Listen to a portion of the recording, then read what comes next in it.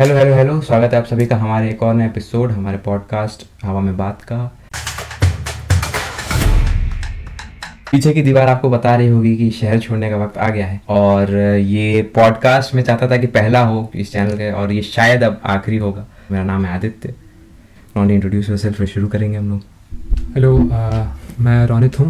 And ये हम लोग का वैसे बहुत दुखद टाइम चल रहा है जब हमारा कॉलेज ख़त्म हो गया है। बातचीत के लिए बहुत कुछ है। तो शुरू करते हैं ईसेल से। ज़रूर। बेस्ट हमको लगता है वही रहेगा अभी जिससे हम लोग शुरू कर सकते हैं। तो how was ECIL for you, क्योंकि तू प्रेसिडेंट रहा 1 साल एंड उसके 2 साल से तू मेहनत भी किया उसमें as a secondary core and then as a volunteer too. 1 साल मैं भी था, मेरे से नहीं झेला गया। तो how was it for you, इससे शुरू करते हैं। और बहुत लोग जो कॉलेज आता है, ईसेल एक प्रोमिनेंट क्लब रहा है हमेशा से। शुरू करते हैं कि तेरी एंट्री कैसे हुई। तो ईसल एक ऐसा क्लब था जो मतलब एक ही ऐसा क्लब था जो मुझे कॉलेज आने से पहले भी आइडिया था कि हर क्लब में एक एंटरप्रेन्योरशिप सेल होता ही है। अब मैंने कभी प्लान आउट नहीं किया था कि मुझे एग्जैक्टली ज्वाइन करना है कि नहीं करना है। हालांकि हमेशा दिमाग में एक थॉट रहता ही था मेरे टाइम कि हाँ, हमेशा मेरे पास एक ऑप्शन खुला होना चाहिए। मुझे नॉलेज हमेशा मुझे लगा है कि नॉलेज हमेशा उस जगह से ग्रैब करना चाहिए जहाँ से भी तुम्हें मिले। और कई जगह हम लोग एफ़र्ट्स दे पाते हैं नॉलेज ग्रैब करने के लिए, कई जगह हम लोग नहीं दे पाते हैं एफ़र्ट्स। तो जब मैं फर्स्ट ईयर में आया था तो कुछ सीनियर लोग आए थे हमारे हॉस्टल में और बस यही बात फैला के गए थे कि ईसल ऐसा ऐसा क्लब है, बहुत बड़ा क्लब है कॉलेज का, और तुम लोग प्लीज़ हमारे इंट्रोडक्शन सेरेमनी में आओ और चेकआउट करो कैसा है सब कुछ, कैसा नहीं है। और जितना मेरे को माहौल मिला था बाकी क्लब्स का, ये एक ही क्लब था जिससे कि मैं थोड़ा अट्रैक्ट हुआ कि हाँ डेफिनेटली वर्थ अ ट्राई है ये। मैं कभी उन लोगों में था नहीं जिनको कि 3-4 क्लब ज्वाइन करनी होती है, कोई आइडिया ही नहीं है। मुझे ऐसा ही था कि मैं कोई 1 या 2 क्लब ज्वाइन करूँ और जिसमें भी ज्वाइन करूँ अपने हिसाब से चीज़ें परखूँ और फिर अपना फ्यूचर प्लान आउट करूँ। तो ठीक इंट्रोडक्शन सेरेमनी के बाद ही बस नॉर्मली प्रोसीजर था, मैंने रजिस्टर किया। उसके बाद were you into entrepreneurship before या फिर यहाँ यस आके? डेफिनेटली मैं पहले, जैसे मैंने कहा कि नॉलेज ग्रैब वाली बात थी, फाइनेंस एक ऐसी चीज़ थी मुझे लगता है कि वो बेसिक नॉलेज होनी चाहिए। अब इंडिया में वो चीज़ इतना लोग पालन नहीं करते हैं, बहुत कम सेगमेंट है सोसाइटी की जो लोग सेविंग्स में हम लोग ज़्यादा अटक जाते हैं, उसको एग्जैक्टली इन्वेस्टमेंट में हम लोग नहीं कन्वर्ट कर पाते हैं। हाँ। तो फाइनेंस के नाम पे सबको सिर्फ सेव करना और खर्च करने के ही नॉलेज होता है, और बस कहीं जमा करना होता है। लॉकर सिस्टम सबका सबसे कॉमन सेव बैंक करने या फिर का पोस्ट होता है। ऑफिस में दे दिए, उसमें 1.5% 2% जो भी इंटरेस्ट आ रहा है उस पर, उसी पे टिका हुआ है सारी जिंदगी। और इन्वेस्टमेंट पे तो नहीं सोचते हम लोग। वही बात थी कि अब इन्वेस्टमेंट नॉलेज तो मेरे को चाहिए था। मैंने ट्राई भी किया था 1-2 कोर्सेज मैं एंटर करके सीखने के लिए, मुझे मज़ा भी आ रहा था। लेकिन फिर लाइफ इतना ट्विस्ट एंड टर्न हुआ एंड कुछ ज़्यादा मज़े कहीं जगह पे मिलने लगे। उस मज़े से हम निकले तो पता चला कि मेहनत भी करनी है, वापस से उस लाइन पे आना है। तो उसके लिए मैं, वो एक रिग्रेट है कि मैं अभी तक उस चीज़ में इतना घुसा नहीं हूँ। लेकिन जैसे ही इसलिए मुझे मौका मिला कि एंटरप्रेन्योरशिप रिलेटेड कुछ है तो मैं हमेशा ही चाहता हूँ कि मैं अपने फ्यूचर में भी क्योंकि कुछ प्लान आउट नहीं है कि मैं कॉर्पोरेट कंटिन्यू करूँगा जब मुझे मिले, या मैं किसी और फील्ड में जाऊँ या जो भी है। लेकिन हमेशा से अपने पापा को भी देख के ये सीखा है कि बिज़नेस रिलेटेड एक माइंडसेट होना चाहिए। भले ही तुम एक बिजनेसमैन बनो नहीं बनो, लेकिन एक बार ट्राई तो ज़रूर लेना चाहिए। भले ही तुम उस बिज़नेस को स्टार्ट क्यों ना करो, लेकिन तुम किसी बिज़नेस का पार्ट ज़रूर बनो, उसकी फंक्शनिंग ज़रूर क्लोजली देख सको। एक आइडिया को एक प्रोडक्ट में या फिर एक सर्विस में डेवलप करते हुए with proper infrastructure and everything, मुझे हमेशा से ये जानने का तो मतलब मन था ही। तो जैसे ही मुझे मौका मिला बस उसके बाद तो फ़न इवेंट्स ही हुए फर्स्ट ईयर में। उसके बाद इंटरव्यूज़ हुए तो मुझे नहीं लगता कि मैंने कुछ गलत किया था इंटरव्यू में, तो मेरा सिलेक्शन भी हो ही गया। फिर काफ़ी सही रहा था। उसके बाद से तो बहुत बढ़िया ही जर्नी रही है, क्योंकि ज्वाइन करने के बाद ही उस टाइम पे हमारे जो सीनियर थे कोर मेंबर, वो लोग काफ़ी एक्टिव रहा करते थे एंड दे रियली न्यू कि उनको क्या करना चाहिए क्या नहीं करना चाहिए, और हर चीज़ बहुत ऑर्गेनाइज्ड स्ट्रक्चरल वे में होती थी। और उसके बाद हम लोग को इवेंट्स मिले जहाँ पे हम लोग को काम करने को मिला। गोल फॉर अ कॉज, जो कि आई थिंक जितने लोगों ने कॉलेज का देखा है। बेस्ट रहा है वो इवेंट, कोई भी इवेंट। एंड उसके बाद उसके ना पहले देख पाए ना उसके बाद कुछ वैसा देख पाए, प्लान ही होता रह गया वो वाला भी। तो जैसा इवेंट वो था, और उस टाइम पे वैसे मैं फर्स्ट लेयर में था ईसेल के। सेकेंड ईयर हमारी फर्स्ट लेयर होती है and I did not really expect कि चीज़ें से टर्न आउट करेंगी। बट मैंने ज़्यादा कुछ नहीं किया। मैंने बस लोगों से पूछताछ की, अपने सीनियर लोगों से पूछताछ करते करते मैं बस चीज़ों में थोड़ा बहुत घुसता रहा, चीज़ों मतलब ग्रैब करता रहा अलग अलग जगहों से कि अच्छा ये ऐसे होता है, पीआर का काम ऐसे होता है, पीआर के ये फैक्टर्स रहते हैं देखने के लिए। And on top of that I saw कि डिज़ाइन एंड डॉक्यूमेंटेशन ऐसे डिपार्टमेंट्स रहती हैं हर क्लब की जिसकी कोई इज्जत नहीं कोई होती, इज्जत ही नहीं होती काम है। भी नहीं है बेसिकली देखा जाए तो। हाँ, लेकिन जब मैं वहाँ पे घुसा फिर मैंने देखा कि वो जो मेरे को फीलिंग मिली कि सब लोग मिलके इतना बड़े इवेंट के लिए काम कर रहे हैं, और the last 5 to 6 days before goal for a cause was like the best part of Easel that I have lived, क्योंकि मुझे बहुत जगहों पे काम मैंने देखना चालू किया, और थोड़े बहुत सीनियर्स लोगों के अटेंशन में भी ये चीज़ आई थी कि मैं बहुत इंटरेस्टेड हूँ, तो वो लोग भी मेरे को पार्ट ऑफ इट बनाते थे। मैं तभी फर्स्ट ईयर में ही था, लेकिन फिर भी मेरे को प्रेसिडेंट हमारे जो थे उन्होंने मुझे अलाउ किया था कि ज़ीरोधा से हमारी थर्ड पार्टी से बात हो रही थी as a sponsors, and he allowed me कि तू इस मीटिंग में भी बैठ हमारे साथ। 6-7 लोग थे उस मीटिंग में, मैं बैठा भी था, एंड मुझे बहुत अच्छा लगा, वो बहुत बढ़िया ही एक्सपीरियंस था। फिर गोल फॉर अ कॉज हुआ तो I was a part of a lot of processes going on their, and मतलब मैं ऐसे कोई ओवर कॉन्फिडेंस में नहीं बोलना चाहता, but definitely felt like at least अपने लेयर में I was the main man eight that time. And सबसे बढ़िया बात ये थी कि मुझे उस टाइम पे कोई भी फीलिंग ऐसी नहीं आई कि कुछ लोगों को मैं पसंद नहीं आ रहा हूँ, या कुछ लोगों को अच्छा नहीं लग रहा है कि मैं इतना इन्वॉल्व हूँ, या वो लोग नहीं हैं। अगर भी वो किसी के मन में होती होगी तो मुझे आइडिया नहीं है, क्योंकि यूजुअली अगर एक सर्टन सेगमेंट को अगर होती है वो फीलिंग जलन वाली, या फिर जलन भी नहीं बोले तो वो फीलिंग आती है आएंगे, तो मुझे नहीं लगता कि अगर मेरे कान तक नहीं पहुँची है तो वैसा कोई फीलिंग होगा, क्योंकि I knew more than enough people. हमारे बैच में भी मेरे बहुत दोस्त थे, और सीनियर लोगों में भी ठीक ठाक जान पहचान बन गई थी 6 months 7 months में। और फिर गोल फॉर अ कॉज हुआ, अब जो गेम हुआ हम लोग उसमें पहले राउंड में बाद में आएंगे हम लोग, बाहर हो गए थे लेकिन बहुत ही तगड़ा एक्सपीरियंस रहा था। एंड उसके बाद फिर डेफिनेटली मन था कि ऐसी चीज़ें तो हम लोग उस टाइम पे एक ये कंक्लूजन डेफिनेटली निकला था कि ये बहुत मुश्किल से ये इवेंट होस्ट हो पाया है, और मैं तब प्रॉपरली सिचुएशन मुझे समझ आना चालू हुआ था कि कितना मुश्किल ऐसा इवेंट पुल ऑफ करना ऐसे सेटअप में जहाँ पे कि तुम्हारा एक कोऑर्डिनेटर होता है, और कोऑर्डिनेटर उतना इंटरेस्टेड अगर ना हो, ये जो भी वैसा रहता है, तो you have to go out of boundaries and reach what not, क्योंकि उसमें भी कॉलेज की तरफ से कोई फंडिंग नहीं आई थी, and everything was arranged by the sponsorship team, and it was a very fabulous experience. अब सेकेंडरी कोर में फिर हम लोग आए, एंड एक नया कोर बना। Things started to change, events के स्केल थोड़े छोटे होने लगे थे, but still then there were events taking place at that time, and it went on. It was a very like active माहौल for 3 months. It was very active, then it was down for a month, and usually her club की functioning ऐसे ही होती है, ऐसे segments में चलती है हर साल, और वैसे ही हो रहा था, टाइम ही नहीं पता चला। फिर वैसे ईसेल की फ्लैगशिप इवेंट होती है हर साल, वो पहले हुआ करती थी लॉकडाउन के पहले, बट द मौका जैसे ही मिला कॉलेज वालों को वो हो नहीं पाया बाद में।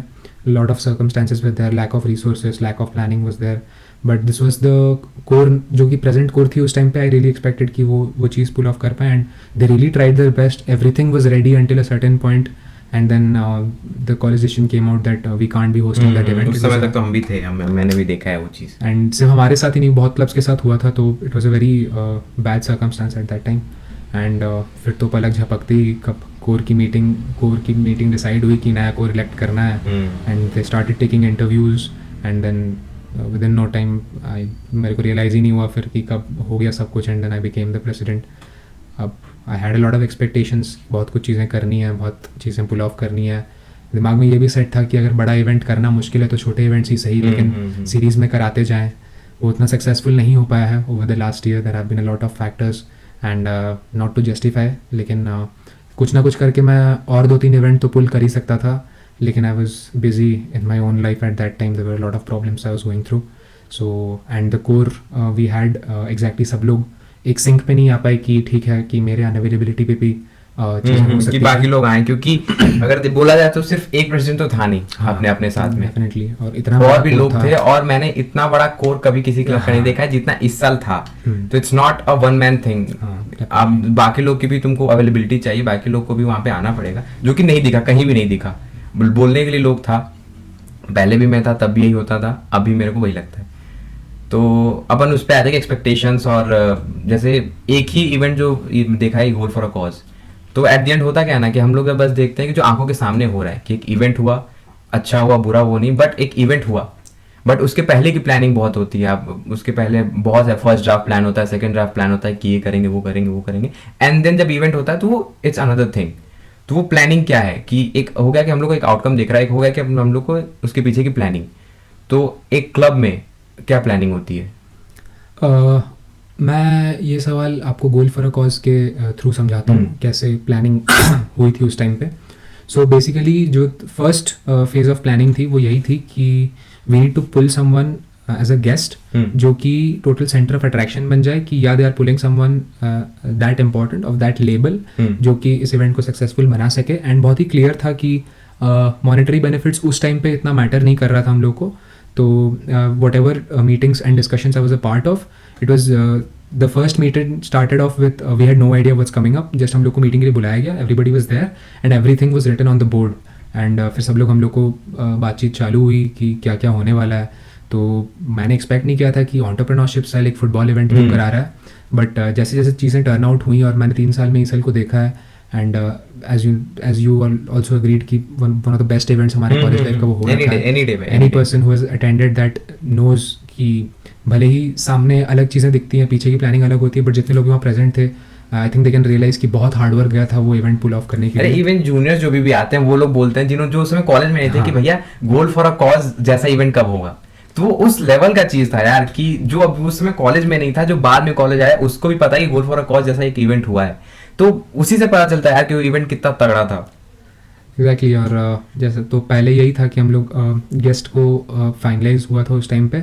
And it was very obvious as side कि मॉनेटरी बेनिफिट्स उस टाइम पे दिमाग में था नहीं किसी के. सो इट वाज कि obviously it has to be a charity based event. It does not have to be an event जहाँ पे हम पैसा देते हैं, पैसा दे के रजिस्टर हो रहा है, फिर लोग पार्टिसिपेट कर रहे हैं and then nobody knows what happens apart from the prize money. So it was Ashwini Rajkumar, Puneeth Rajkumar की वाइफ थी वो.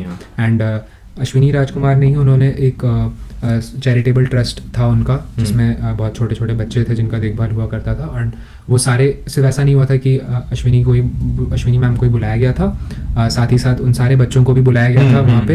And that was a very nice experience because until the day of the event I was very busy, so I did not see the clear picture as then, but as soon as the event started and वो as a guest I and उनके साथ वो बच्चे आए, तो I felt कि okay, even though maybe this may not be the main purpose, but there's something कि मुझे लग रहा है कि हम लोग एक बहुत अच्छी चीज़ करने वाले हैं, जैसे भी करने वाले हैं.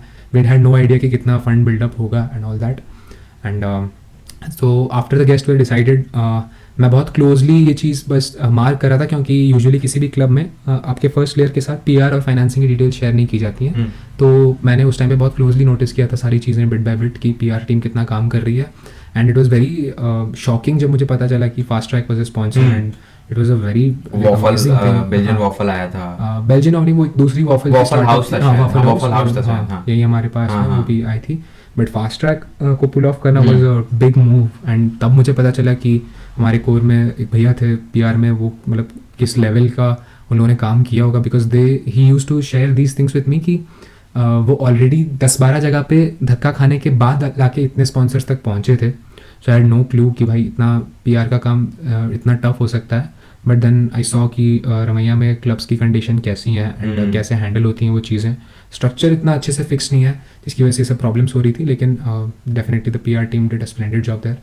एंड उसके बाद सबसे जो लास्ट 5-6 दिन थे वो सबसे एक्टिव दिन थे क्योंकि it was very difficult. We were not conducting, हम लोग को कॉलेज में नहीं कर रहे थे, तो हम लोग वो मैच डे में किए थे. It is a turf near by. And वहाँ पे the fact that in the last few days ना हमको सिंक्रोनाइज करना था काम की इधर भी जो हो रहा है वहाँ तक बात. जितना हमको याद है वो इवेंट कॉलेज से एफिलिएटेड नहीं था, लास्ट मोमेंट तक एफिलिएटेड नहीं था, वो लास्ट मोमेंट में एफिलिएट हुआ था. And because they saw that everything has been done well and good, so they permitted us as well.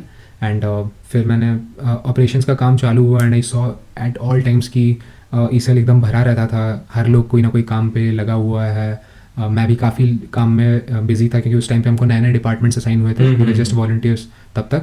And सब लोग उस टाइम पे सारा डिपार्टमेंट भूल भाल के, मैं तो भूल ही गया था, मैं तो हर जगह पे थोड़ा बहुत काम किया क्योंकि मुझे मेन देखना था कि मैं इतना आइडिया रखूँ कि जब मेरे ऊपर आए तो मैं ऐसा इवेंट प्लान आउट कर सकूं पहले. क्योंकि बहुत ऑब्वियस था कि प्लान आउट अच्छे से हुआ था तभी ये चीज़ें स्टेप बाय स्टेप चल रही थी. उसमें भी बहुत मतलब हैसल तो उसमें बहुत ज़्यादा ही था. फिर लास्ट दिन में भी जब on the day of the event a lot of things happened, there was a lot of up and down. हम लोग बार कॉलेज से वहाँ से कॉलेज यही चल रहा था and things. But once the game started उसके बाद जो हमने वहाँ पे माहौल देखा and it all started feeling like भाई ये तो बहुत तगड़ा काम हुआ है, बहुत वर्थ इट लग रहा है सब कुछ. एंड दोनों दिन इवन दो हम लोग एक मैच पहला ही मैच हार गए थे, लेकिन दोनों दिन इतना अच्छा माहौल रहा until the end and everybody enjoyed it so much. तो it was a splendid experience. तो जो बैक एंड पे मेनली काम यही सब, जब मैंने जो लास्ट 5-6 दिन के जो ऑपरेशन का काम हुआ था सबका, कि सब लोग ही कहीं ना कहीं बिजी हैं, सामान हर आदमी को एक लिस्ट बनानी पड़ रही थी और वो सबमिट करना पड़ रहा था कि ये आइटम्स चाहिए हर डिपार्टमेंट को, और एक दो बंदे ही वो मेन लिस्ट संभाल रहे थे, एक बंदा बजटिंग संभाल रहा था एंड एक भैया थे उन्होंने मुझे बजटिंग सिखाई भी थी from the top without letting me know about the details. And budgeting मैंने वहीं से पहली बार सीखी थी.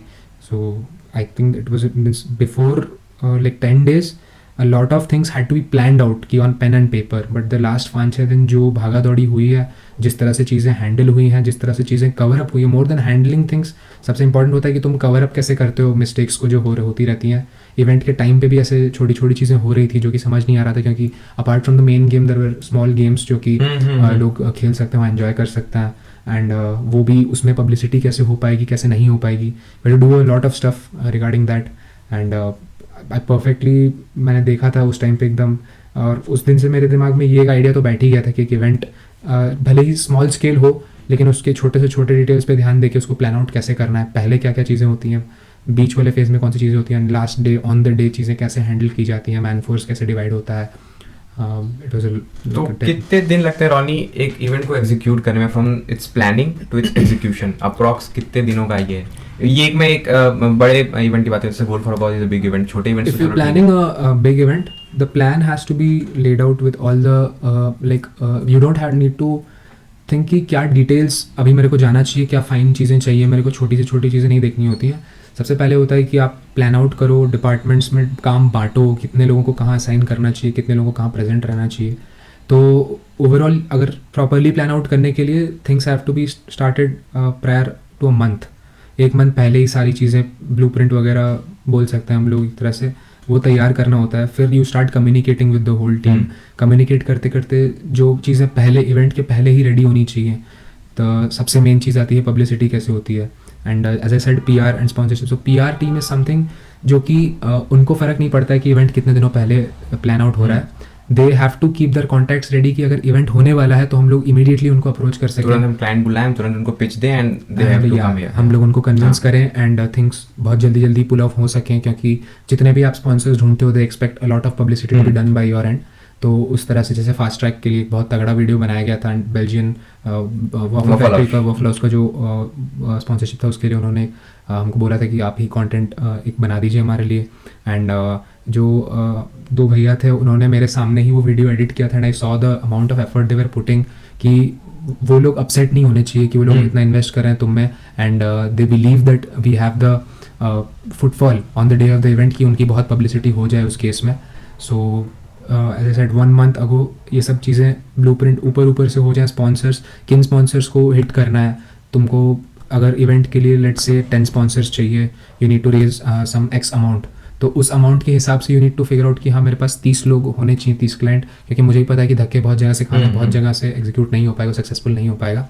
And but as I said कि PR टीम बहुत स्ट्रॉन्ग थी उस टाइम पे, कॉन्टैक्ट्स बहुत रेडी थे, बट स्टिल उन्होंने इतने धक्के खाए. So PR team has to be always ready with their contacts and yes definitely जब event comes into action कि हाँ भाई event होने वाला है, it's final that we are getting the event hosted, तब डेफिनेटली लास्ट मोमेंट पे कुछ 8-10 स्पॉन्सर्स तुम एक्स्ट्रा ग्रैब करने की कोशिश कर सकते हो, उनसे कॉन्टैक्ट करने की कोशिश कर सकते हो.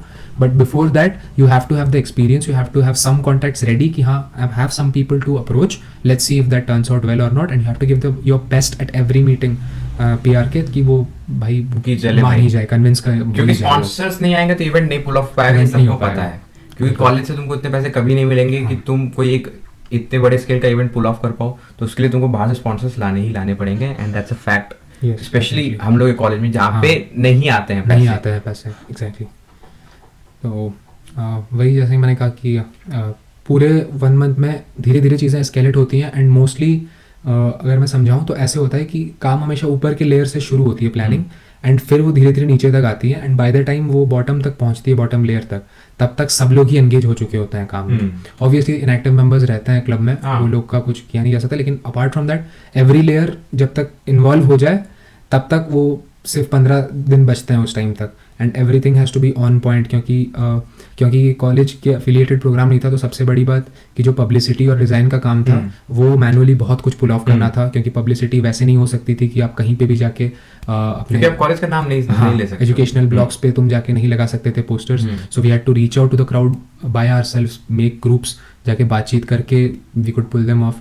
एंड सबसे बड़ी बात यही थी कि obviously it's a walking distance था वेन्यू, लेकिन फिर भी बहुत मुश्किल होता है कि तुम एक कॉलेज के 4 साल के क्राउड को कन्विंस करो कि डू कम देयर, क्योंकि बाकी इवेंट्स के लिए ईजी होता है कि जस्ट कॉलेज पहुंच जाओ, कॉलेज आना है, फिर तो देख लेंगे जो भी हो जाएगा, देख लेंगे कैसे मजे करना नहीं करना है, बट वहाँ तक बुलाने के लिए कन्विंस करना was a big thing. And हम लोग का सबसे बड़ा फोकस यही था कि हम फुटबॉल ओरिएंटेड नहीं रखेंगे उसको, क्योंकि सिर्फ ऐसा ना हो कि सिर्फ फुटबॉल देखने वाले वहाँ पहुंचे, there has to be a lot of things.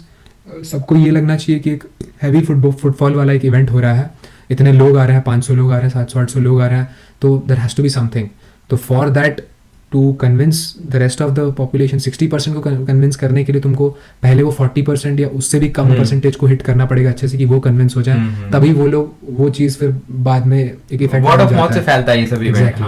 So that is how things work. And सबसे बड़ी बात यही थी कि उस टाइम के जो जूनियर्स थे हमारे, वो लोग की नई एंट्री हुई थी उस टाइम पे, सो उन तक बात इतनी पहुंच नहीं पाई, क्योंकि वो लोग भी, उनका भी फाइनल राउंड्स ऑफ काउंसलिंग हुआ नहीं था उस टाइम तक, but by the day of the event everybody was there. तो इट वाज वेरी सरप्राइजिंग कि तब उन लोगों के साथ इतनी एक्टिविटी होती नहीं थी, बट फिर भी उनसे भी काफ़ी heavy percentage I turn out की थी। और फर्स्ट डे का फुटफॉल जब हम लोगों ने देखा, because as I said Zerodha was a sponsor, and Zerodha was actually tracking down कि कितने लोग आ रहे हैं। We had a structure setup at every gate point. अच्छा, गेट्स पे लोग थे जहाँ पे हम स्कैन करवा रहे थे। वो थोड़ा ऑब्वियसली थोड़ा इरिटेटिंग होगा ही, जो लोग आ रहे होंगे वो तो होगा ही, लेकिन उससे हम लोग के अप्रॉक्सीमेट अमाउंट पता चला था कितने लोग आ रहे हैं। सो फर्स्ट डे का फुटफॉल ही देख के मोटिवेशन मिल गई थी कि सेकंड डे तो और अच्छा होने वाला है, एंड सेकंड डे बहुत ही उससे ज़्यादा हुआ। सेकंड डे का प्रोग्राम भी लेट तक चला था।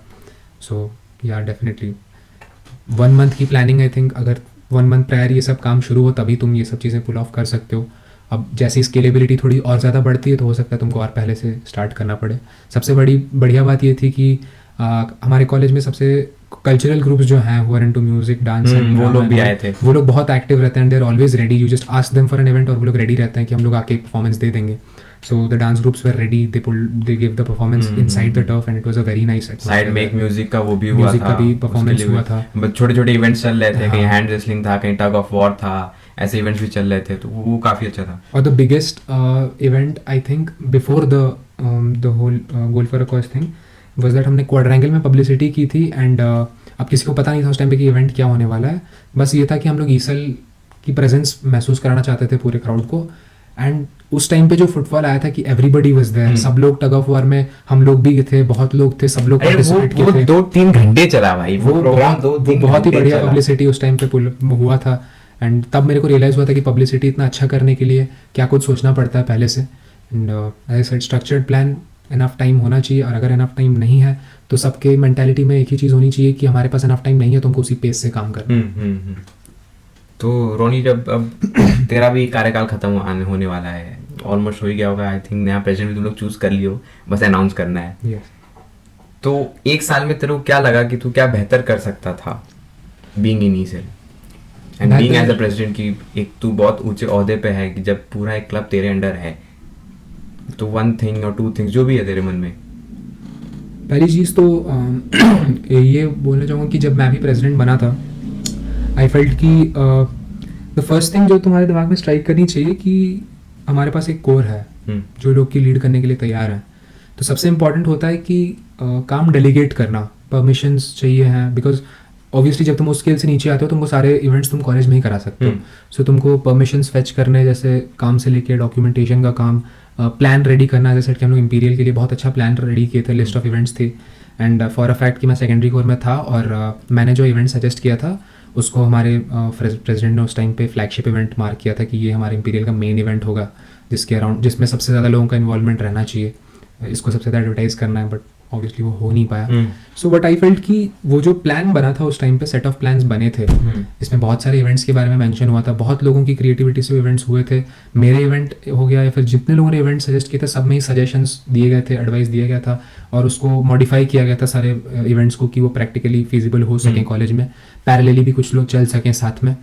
तो मैं ये कहूँगा कि मुझे सबसे लगता है जो मैं बेहतर कर सकता था कि उन इवेंट्स में से मैं कुछ इवेंट्स को as individual small scale events भी कंडक्ट करा करा सकता लेते था, हैं, हाँ। जो कि इंट्रा कॉलेज लेवल पे होता, लेकिन वो बहुत ही बढ़िया से पुल ऑफ ताकि एक किया जा फ्लो बना सकता रहे था। क्लब का, कि क्लब हाँ। एक्टिव है, लोगों को पता चलते रहे, एंड देन फ्लो बना रहेगा, एक्टिव रहेगा क्लब, तो ऊपर से भी परमिशन आने में इजी होगा। और वही बात है कि मैं इस बात का तो दावा ही दे सकता हूँ कि जिस तरह से हमारे सीनियर ने हमको उस टाइम पे अट्रैक्ट किया था और जिस तरह से एंगेज रखा था, वो हम लोग नहीं कर पाए हैं over the last year. But अभी जो नया कोर हम इलेक्ट कर रहे हैं, आई फील कि वो core can pull off a lot of things. उनमें वो एनर्जी है, हम में वो एनर्जी जो सेकेंड ईयर में थी वो हम फोर्थ ईयर तक कैरी नहीं कर पाए, क्योंकि बहुत डाइवर्स ग्रुप थे हमारे में, and everybody was stuck up with the career notions कि करियर में क्या करना है। फोर्थ ईयर में बहुत अपॉर्चुनिटीज़ की ऊपर नीचे हो रही थी, मार्केट कंडीशंस की भी प्रॉब्लम्स परसिस्ट कर ही रही थी उस टाइम पे। सो समवेयर और दी अदर हम लोग सब लोग कहीं ना कहीं किसी स्टेज पे स्टक हो रहे थे। बहुत छोटे छोटे इवेंट्स हुए हैं जिसके लिए भी I am proud of, because every event to me mattered at that point. और हाँ, ये तो बहुत बड़ा फेलियर है ही कि हम लोग एक भी मीडियम स्केल इवेंट तक भी हम प्लान नहीं कर पा रहे थे। एंड वट आई फील कि जो अभी की सेकेंडरी कोर जो कोर बनने वाली है, उन्होंने अभी एक आइडियालाइज करके इवेंट कराया था, and that was a very good event, जो मुझे बहुत अच्छा लगा कि भाई उन लोगों ने पुल ऑफ कर दिया, क्योंकि मुझे उम्मीद नहीं थी उनसे उस टाइम तक कि क्या ये लोग सही में उतना काम कर पाएंगे जितनी क्योंकि हम लोग एनर्जी। इस साल का कोई एक्टिव नहीं था इस समय एग्जैक्टली, भी। तो जितनी एनर्जी उनमें दिख रही है, क्या वो लोग उसको काम में मॉडिफाई कर सकते हैं। एंड मैंने वो देखा था कि वो लोग उस इवेंट में किया है। So I have a lot of expectations from them as of now, and I definitely मैं ट्राई करूँगा कि मैं टच में रहूँ उन लोगों के साथ, क्योंकि मेरे अंडर ही नहीं, कम से कम तो मैं एक बार देख तो सकूँ कि जिन लोगों को सिलेक्ट किया है वो लोग कैसा काम किए। कोई कुछ हेल्प चाहिए होगी जो कि हो सकता है चाहिए हो, तो मैं डेफिनेटली रेडी रहूँगा उस चीज़ के लिए। हाँ, मैं वो खड़ूस सीनियर नहीं बनना चाहूँगा कि मैं कॉलेज के बाद भी आके उन्हीं चीज़ों में इन्वॉल्व हो रहा हूँ, but from the top, from outside perspective उनके पास एक सपोर्ट रहेगा कि कभी जरूरत पड़ती है तो मैं हूँ बस। हाँ, तो ये हाँ, और लॉट ऑफ पीपल जो कि क्लोज भी हैं मेरे, काफ़ी जो लोग कोर जा रहे हैं, एंड सब लोगों ने बहुत रिस्पेक्ट दिया है मेरे को उस मामले में जब भी मैं प्रेसिडेंट था। जबकि अगर मैं उनकी जगह होता तो मैं शायद अपने आप को इतनी इज्जत नहीं दे रहा होता, क्योंकि मैं कुछ ज़्यादा कर नहीं पाया। लेकिन और जो सीनियर्स मेरे को बना के भी गए थे, उनको भी बहुत उम्मीदें थी, मैं उनकी उम्मीदों पर खड़ा नहीं उतर पाया। तो आई फील कि this will be that patch जो कि एक बड़ा एवोल्यूशन लाएगा ईसेल में। सो या दैट विल बी इट। सो ईसेल की बातें हो गई, अब पर्सनल पे आते हैं, थोड़ा कॉलेज पे आते हैं थोड़ा।